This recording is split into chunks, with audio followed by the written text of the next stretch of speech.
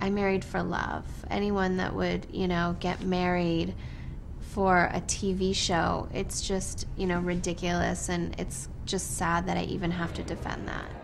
Well, that's Kim Kardashian there saying that she married for love, but just 72 days after her wedding, she filed for divorce.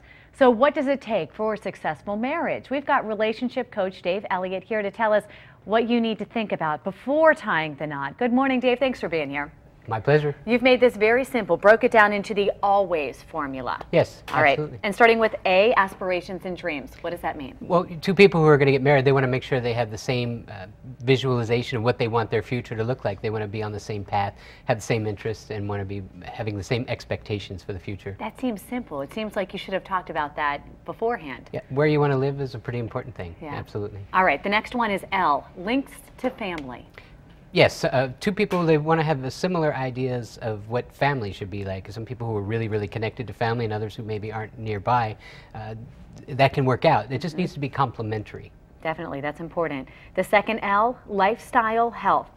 Yeah, it's really important to disclose up front if you have any health issues, and also what kind of lifestyle do you want. Is a vegan and a junk food junkie going to get together? That might be kind of challenging long term. All right, keep moving on here. W, wealth and finance, something you need to talk about beforehand. Very true.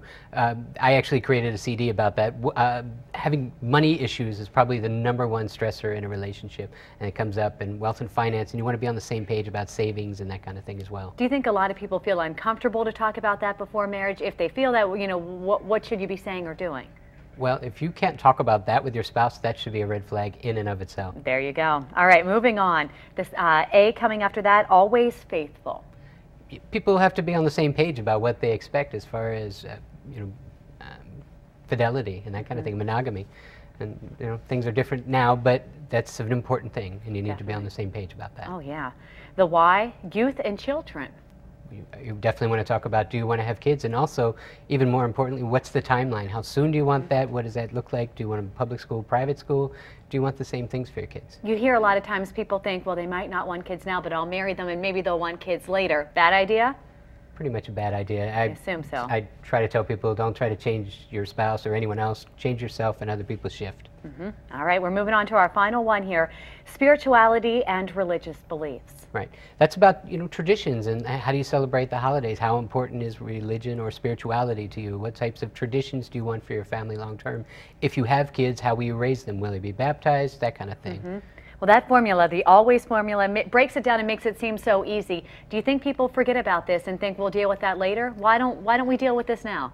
Well, when the hormones get rushing and there's the excitement of a wedding and what that looks like, we sort of tend to have this whole fairy tale notion of what life is going to look like. But if you really want a storybook romance, I think it's really important to have two people on the same page. Do you need all of those things? What if you're missing one or two? Can it still be a successful marriage? Of course. What I'm saying is they don't have to be an identical match as long as they're complementary. Okay. So. All right, well, we know a lot of our viewers have questions about the A.L.W.A.Y.S formula and many other things, so we're going to have you stick around. Sounds great. Look forward to it. Thank you, Dave. So if you have a question for our relationship coach, Dave Elliott, he's going to be back to answer them in just a few minutes. Meantime, you can send your questions to us on Facebook or on Twitter. Still to come on Fox 45, Good Day Baltimore. Excitement is growing over a new grocery store coming to Columbia. We're going to look at the buzz Wegmans is creating. And Barks is trying to raise money to help take care of all the pit bulls that come into them. I'm Joel D. Smith. Up next, we'll tell you about a very unique and artistic way they're doing it. Stay with us.